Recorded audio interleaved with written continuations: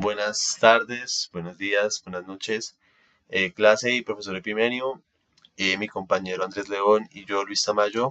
Hoy vamos a hablarles del genocidio.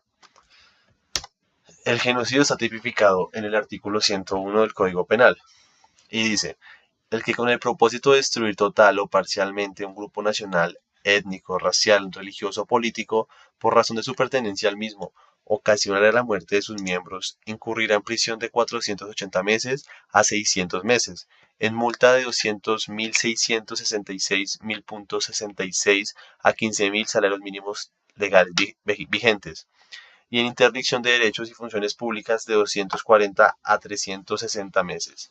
La pena será de prisión de 160 a 450 meses, la multa de 1.333.33 a 15.000 salarios mínimos legales vigentes y la interdicción de derechos y funciones públicas de 80 a 270 meses cuando con el mismo propósito se cometiere cualquiera de los siguientes actos. 1. Lesión grave a la integridad física o mental de miembros del grupo. 2. Embarazo forzado. 3. Sometimiento de miembros del grupo a condiciones de existencia que hayan de acarrear su destrucción física total o parcial. 4. Tomar medidas destinadas a impedir nacimientos en el seno del grupo.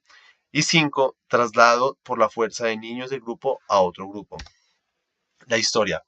Colombia incorporó este delito en su legislación penal a través de la Ley 599 de 2000, antes decreto Ley 100 de 1980, el Código Penal, que define el genocidio como la destrucción total o parcial de un grupo nacional, étnico, racial, religioso o político.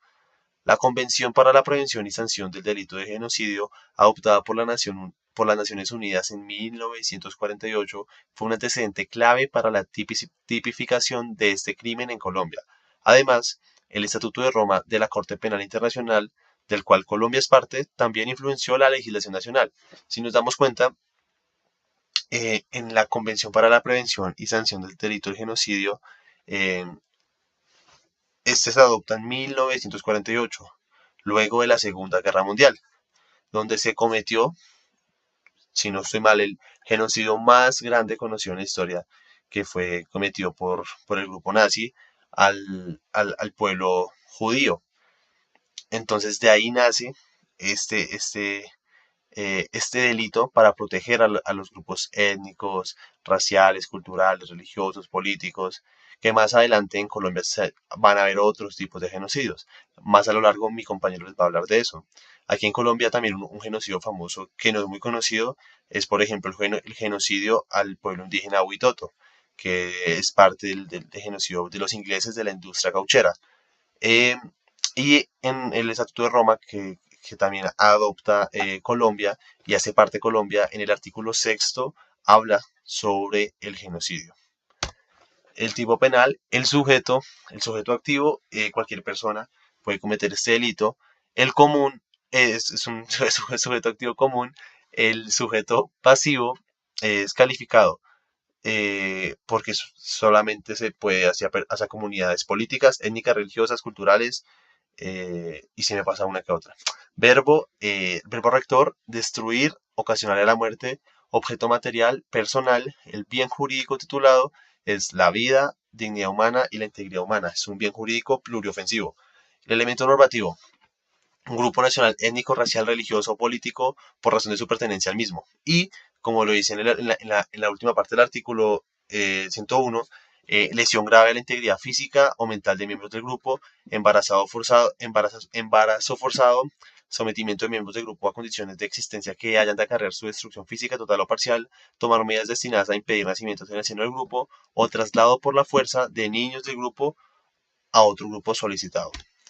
¿Qué es el genocidio? El genocidio es un crimen reconocido internacionalmente creado por la Asamblea General de las Naciones Unidas en 1946 en la Resolución 96-1 del 11 de diciembre de 1946 y adoptada por la misma bajo la Resolución 260 del 9 de diciembre de 1948, con el fin de proteger el derecho a la existencia de grupos humanos y prevenir y sancionar los actos perpetrados por la intención de destruir total o parcialmente un grupo por sus condiciones nacionales, étnicas, raciales y religiosas en el mundo. Sin embargo, la estructura típica adoptada por la legislación internacional ha sido ampliamente cuestionada por no contemplar a los grupos políticos como sujeto pasivo del delito, por considerarlos grupos inestables que no son fácilmente identificados y que se pueden entender como un grupo nacional. Aquí en Colombia, si tomamos los grupos políticos como sujetos pasivos de genocidio. Más adelante, como les decía, más adelante mi compañero les va a dar un ejemplo de un genocidio político. Bueno, para continuar con el derecho consuetudinario y enfocándolo un poco más al genocidio, hay que entender que el derecho consuetudinario genera un papel crucial en la definición y en la sanción del genocidio, ya que se refiere a las normas jurídicas que, aunque no necesariamente están codificadas en tratados internacionales, estas son aceptadas y practicadas por los estados debido a su carácter generalizado y constante. De aquí sacamos una definición como crimen internacional. Y es que, aunque el genocidio está claramente definido en instrumentos jurídicos como la Convención para la Prevención y Sanción del Delito del Genocidio en 1948, como mencionó mi compañero anteriormente, la práctica de los estados y de la jurisprudencia internacional en tribunales como el Tribunal Penal Internacional de la ex que anteriormente se conocía como Yugoslavia, o incluso el Tribunal Penal Internacional para Ruanda, han ayudado a consolidar la norma constitucionaria, porque estos ayudan a contribuir la interpretación y la aplicación del genocidio en instituciones o en situaciones donde los tratados específicos no se aplican directamente o donde quizá no hay acuerdos explícitos entre los estados involucrados. Ahí lo puede cambiar. Como mencionaba anteriormente, lo que explicaba mi compañero, el tema de la Segunda Guerra Mundial, fue como tal un detonante para lograr definir lo que es el conocido hoy en día. Y también, como mencionaba anteriormente, fue la unión de varios estados para unir la jurisprudencia internacional. Lo voy a explicar más adelante. ¿Lo puede cambiar, Luis? Aquí es muy importante la norma de no extradición por crímenes de genocidio, y es que al principio el derecho consuetudinario estaba relacionado con la no extradición por crímenes de genocidio. Y es que se había consolidado con el tiempo, ya que esto significaba que los estados no pueden permitir sus sanciones o que se refugiaran como tal en otros países para evitar ser procesados. Independientemente de que exista o no un tratado bilateral de extradición, la práctica de procesar y sancionar el genocidio, incluso en los tribunales nacionales o incluso internacionales, ha sido aceptada como una norma. Es decir, lo que implica que hay impunidad o inmunidad para los responsables del genocidio. Esto se ve reflejado como tal en varios tratados internacionales. Por ejemplo, el Estatuto de Roma, que establece que la Corte Penal Internacional, pero también el derecho consuetudinario que obliga a los estados a cooperar con la justicia internacional para sancionar otros crímenes. ¿Lo puede cambiar, Luis? Bueno, la jurisdicción internacional y cooperativa judicial.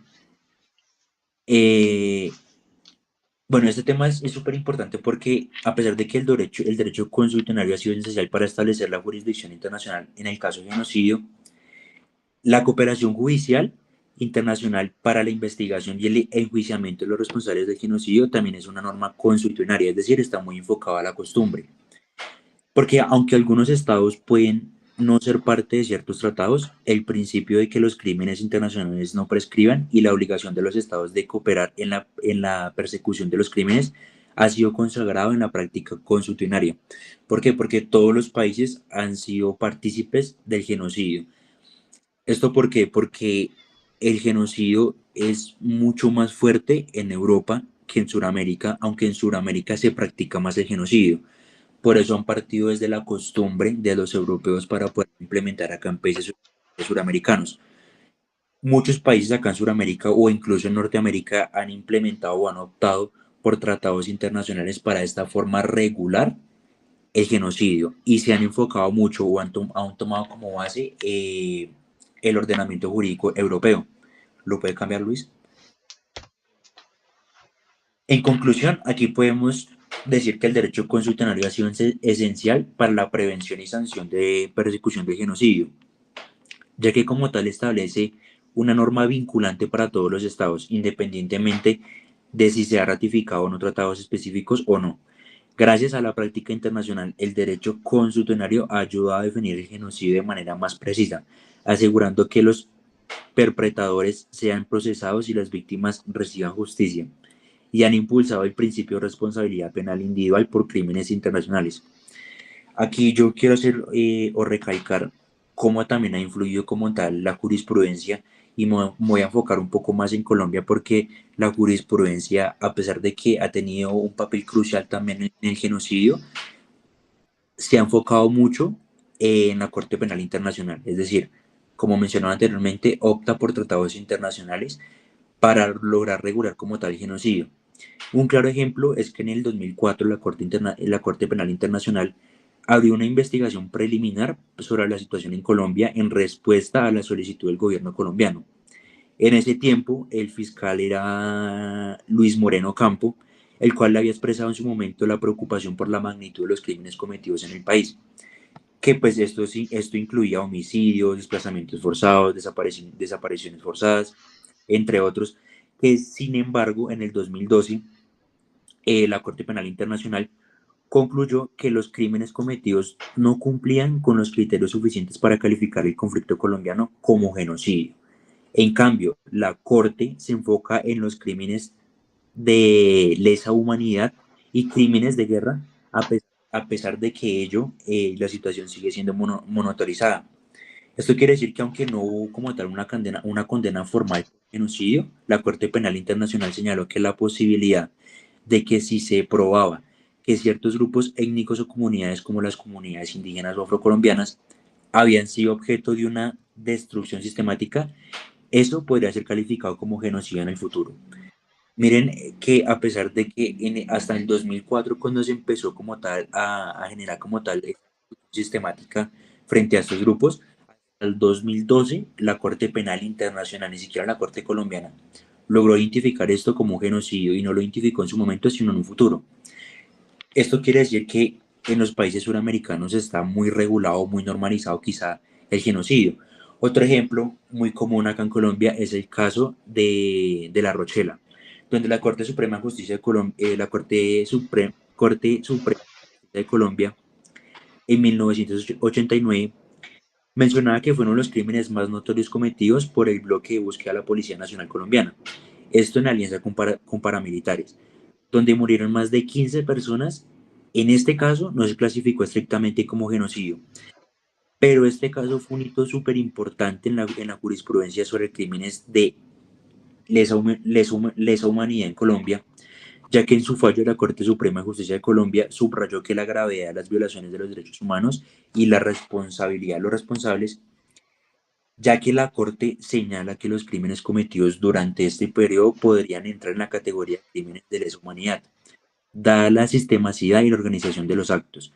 Aunque esta sentencia no aborda explícitamente el genocidio, este tipo de crímenes en especial, los cometidos contra grupos como comunidades campesinas, indígenas o afrodescendientes, como mencionaba anteriormente, podrían tener implicaciones en cuanto a una posible calificación de genocidio en ciertos contextos.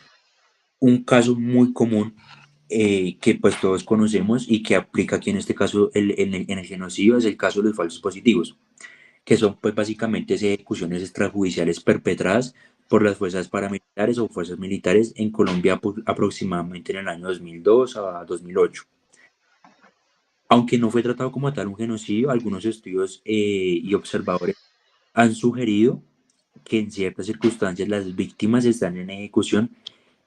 Todas estas víctimas fueron seleccionadas por su pertenencia a grupos específicos, como los campesinos, las personas de sectores populares.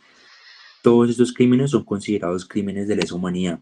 En ese sentido, algunos análisis apuntan a la posibilidad de que si se prueba que algunas ejecuciones extrajudiciales fueron parte de un patrón sistemático dirigido a destruir algún grupo determinado, podría haber elementos que encajen perfectamente con la definición de genocidio, aunque no ha habido sentencia al respecto. Y este es nuestro trabajo final como genocidio. Yo sí que sí quería dar otro ejemplo, perdón Andrés, otro ejemplo de genocidio en Colombia, y es el genocidio de la Unión Patriótica. De 1984 al 2002 se dio el genocidio contra la Unión Patriótica, un partido político colombiano, el cual fue ejemplo de una violencia sistemática y estatal ante un movimiento político distinto, que desembocó en profundos daños individuales y colectivos, que hasta el día de hoy se sigue viendo el daño y la afectación hacia este grupo político. Y bueno, este fue nuestro trabajo. Muchas gracias. Feliz noche. Que tomen mucho tinto.